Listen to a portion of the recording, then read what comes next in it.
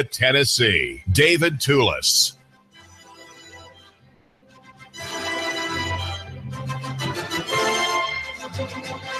TV3 is reporting that the new superintendent of the public school system in the county, Dr. Brian Johnson, will be hosting 9 community listening tours starting Thursday. The first one will take place at the Teacher's Place at 1161 West 40th Street on the 3rd. Dr. Johnson says he will share his vision for Hamilton County schools and listen to parents and community members. I guess that would be you.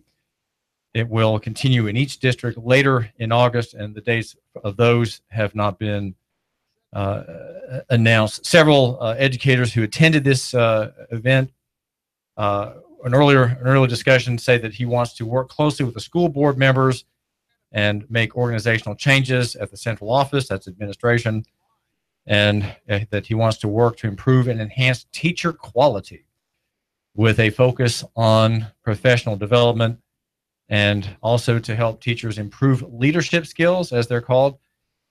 And also the goals include engaging with community members more effectively, which will include a renewed focus on communications, which is to say PR, public relations. There's a story also at TV9's website by Christina Rielli, and it's about how teachers are really entrepreneurs, and because they have to make do with little, they have to make their budgets stretch, they have to find private resources when their masters don't give them enough in the way of color paper or pencils and the like. They have, according to the story, an entrepreneurial spirit. The PEF, the Public Education Foundation, says this: the teachers have the souls of entrepreneurs. They're people who do big things with limited resources all the time, and they're professionals. They're the ones that spend every day with our students. They know what our communities need. They know the challenges and opportunities that exist. They're the perfect people to pitch these ideas, according Jeff Milliner, who is the Innovations and Technology Programs Manager at the PEF, the Public Education Foundation, a sponsor of an event. The idea that won an award was a $1,500 award was the Drone Racing League by two teachers, Mary Manning and Drew Adkins, according to TV9's report on that idea. This is David Tulis. We are live here at the fine and wonderful studios in Hickson of Nooga Radio. I am the editor of Nooganomics.com, our prime sponsor, and I want to suggest one more way in which national economy is strip mining local economy. And it's in a story I meant to get to last week, but it's in my stack, kind of on the top of the stack. It keeps floating to the top. And the headline is, Wall Street is the new suburban landlord. There have been 200,000 houses across the country brought up by about 4 large capitalist outfits that spiff up the house and turn it around and rent it in markets such as that in Spring Hill, Tennessee. That is the dateline of the story.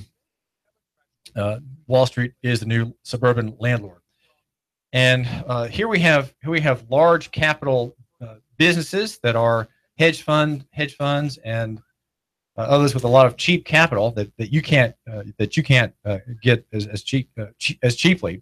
Buying up homes. The story leads off with a real estate agent, Don Nugent, listed a 3-bedroom, 2-bath house on Joanne Drive in Spring City.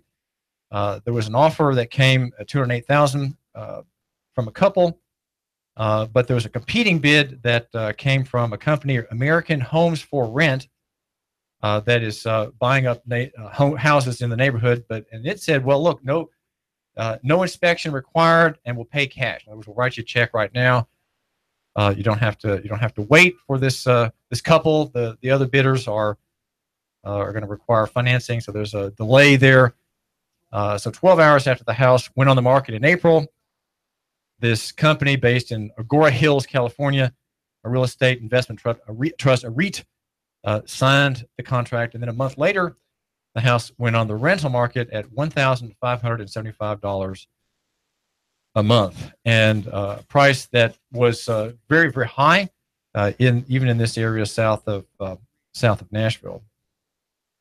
In this part of town, according to the Wall Street Journal, 4 companies bought up houses: American Homes, Colony Starwood Homes, Progress Residential, and Street Lane Homes. 700 houses in that one town in Tennessee, according to tax rolls. That amounts to about 5% of all the houses in the city, and according to a 2016 census, and that's about 3/4 of those available for rent, according to Lisa Worth, who is the president of the local Realtors Association. So you have these houses that are bought up by people who have large amounts of money, large amounts of credit, and they can instantly buy and already $40 billion in national capital. Much of it, of course, just proceeds from the great casino, which is the paper money markets and the national economy, in which about 1/4 of all assets are speculative and financial. They're not real investments in real people and real pieces of land and real properties, but often just contracts and bets, just betting in the financialized part of the economy. There's a quote here from on the Jump page. It takes about a full page on the Jump of the Saturday edition, July 22nd. Donald Mueller, a former Goldman Sachs executive who oversaw the bank's lucrative bet against the housing market a decade ago, he has a call with investors, and he says that Progress, one of the investments, was betting that much of the middle class will not have to rent if it wants to maintain the suburban lifestyle of the past. Progress offers aspirational living experience. Okay, that's what he's selling to tenants that he describes as typically about 38 years old, married with a child or two, an annual income of about $88,000, less than stellar FICO credit scores of 665, and about $45,000 in debt. Our residents are quite a ways away from being able to purchase a home.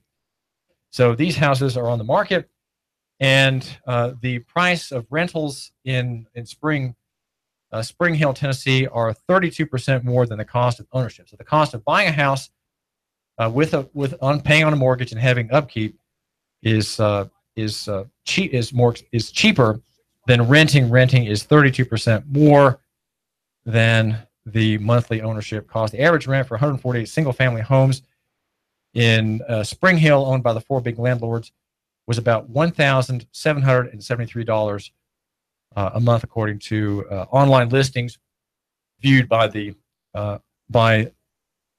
Journal.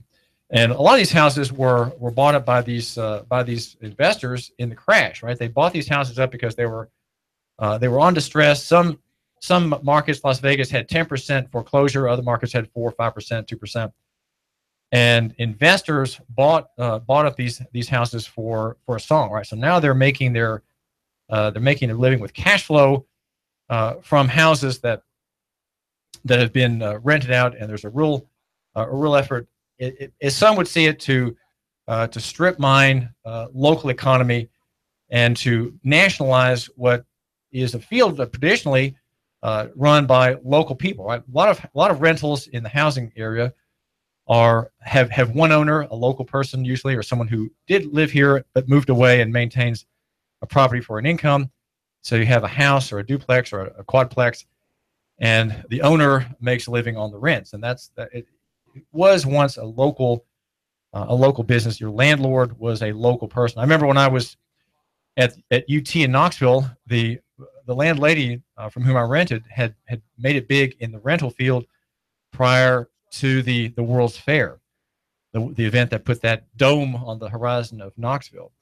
And I rented a small apartment in a house across the highway from the university, and paid her. She was a local landlady. She had many properties, and she gave me a good deal. and I rented from her. But that's not the story when national players come in, and it's all the profit, the value that comes from that house, that divided house, to a faraway landlord. And the marketplace works like that. The person is making a living, and here now you have companies that are doing the same thing, but doing it to scale. They don't worry the details. The story in the Wall Street Journal says that these investment houses, these REITs, put in $25,000 to repair. They buy the houses kind of in mass. As I say, they don't look at the details, and they are further corporatizing local economy. My name is David Tulis, and I don't look with great favor on such developments because I argue for local economy and local investing. One of my arguments is that you should divest nationally and invest locally. You should liquefy and buy locally. You should invest in local people. You should invest, I suggest, in local entrepreneurs. You should make contacts of people whom you can come to know or whom you know, and say, do you need capital in your business? And offer to either lend the money or to become a patient investor where you can wait for your profit and wait for being bought out later at a handsome profit. Your money in the bank is going to be doing you nothing. Your rate of interest is 2 or 3% at the most, and only if you take the risk do you get the profit. Right? That's the risk of ownership. If you're the owner, you have all the risk, but in the end you have all the profit. So you have people who are with you as investors to share in the risk and not be guaranteed a payment right away. Then you have an ally and a partner. And it's better to have investors than lenders, because a lender doesn't take the risk. He has usually some kind of claim on property that you have if you don't repay, if it's not just a note on your name. And so these kinds of things are encouraging to think about and encouraging to consider. What we want to have in the Chattanooga area is a local economy. Now, we do have one, of course, right? That's what Dave Flessner, the business editor at the newspaper, and his deputy business editor, Mike Perry, and the writers at the newspaper cover. They cover local economy, right? They cover the local economy and business. But what is local economy? Can we really have one? Is it something to be desired? What about the term community economy? What is that about? Well, one of my favorite writers is Charles Hugh Smith. He writes of twominds.com. And he says that what we have in a grave way really around the world, and we have here in the United States, is a plantation economy, a neofeudal plantation economy, where the company owns the store, the company owns the house, and you are paying a rent on everything, and people are making a profit on things that should not be a source of profit. And that's to say that is not to condemn for the free market.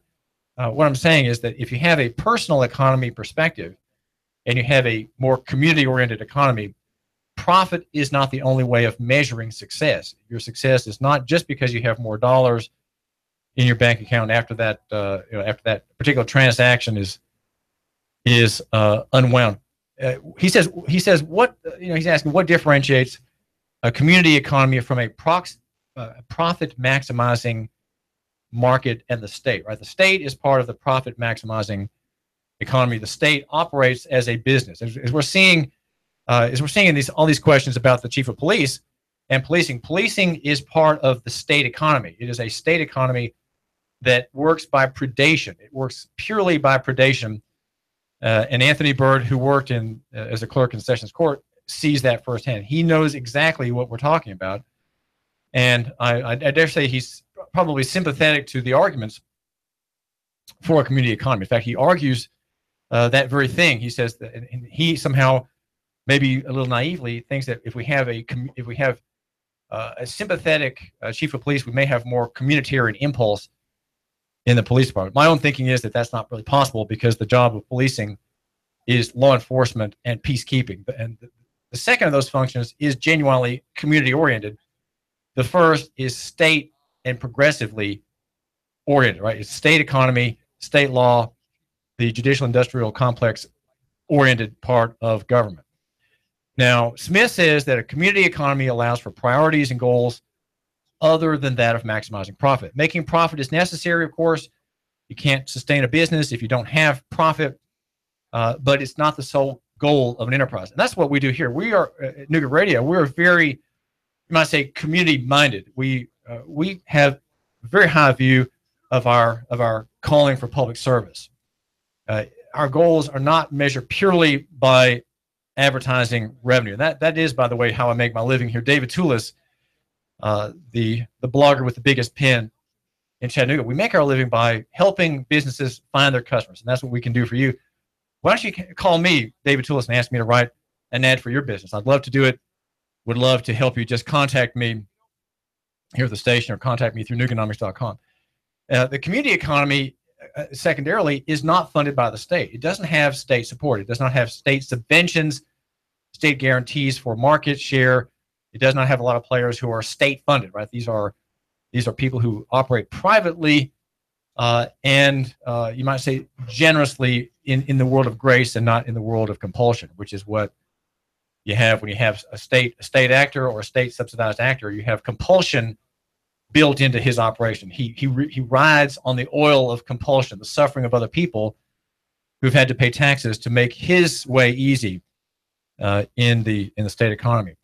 Community economy is locally owned and operated. It is not controlled by distant corporate hierarchies. Now, I like that phrase from Charles Hugh Smith a great deal. Distant corporate hierarchies. Do we have those in Chattanooga? Well, we sure do. The money circulating in the economy stays in the city, stays in what he calls the community. The community economy is also not dominated by moral hazard. Here now the question of moral hazard is this, that we can socialize risk and privatize profit. That's the whole moral hazard dynamic. Moral hazard means that when something is subsidized or protected, like FDIC, FDIC, the guarantor of bank deposits, you don't have to worry at all about the solvency of your bank or credit union. They're all definitionally insolvent. You don't have to worry about that because you have FDIC to liquefy you in case your bank goes under, right? And that is that's called moral hazard. You, the consumer, don't have to be careful about the party with whom you make your deposits, to whom you make your loans, right? Your deposit is your loan to the bank. You don't have to be careful because you know that you'll be repaid by the government, by taxpayers, if the borrower, your bank, goes under, right? That's called moral hazard. A community economy is not an economy of moral hazard. The community must live with the consequences of the actions of its residents, organizations, and enterprises. In other words, if someone goes bankrupt in your city, then everybody suffers. You don't have distant taxpayers making everybody whole. Again, that's the moral hazard problem. And I think we want to avoid a local economy that has a lot of that in there. As the national government goes bankrupt, and it will, right? We're in a 20-year bankruptcy period now, and the federal budget will shrink down to about 5 or 2%, and all national politics will be about that 2% of the budget. And because all these other obligations, military now under a very belligerent President Trump, military expansion, and financial commitments of the government to uphold banks and many others. This is the national economy, right? It is not sustainable. It will collapse. It is not going to work. The community economy, Smith says, includes, now here's a list I think that you'll greatly appreciate. It includes small-scale enterprises, local farmers markets, community organizations, social enterprises, and what he calls faith-based institutions. That would be the church. Its structure is decentralized, and self-organizing. It is not a formal hierarchy, though leaders naturally emerge within civic and business groups. What we have in our economy today is called what he calls neofeudalism. I like that term because it shows you where the capital resides. The capital resides in faraway owners, and they have local operations. Go down Gun Barrel Road and see what I'm talking about. That is called neofeudalism in all its glory, Gun Barrel Road. Every business there just about is a national chain exporting profit from local economy, exporting profit, leaving only wages behind. Of course, wages are not the basis for a sustainable city economy, because wages are not profit. There's no profit in wages. Wages are paid to a man or woman because that's exactly what he's worth. There's no more. There's no extra beyond that worth, right? That's profit comes from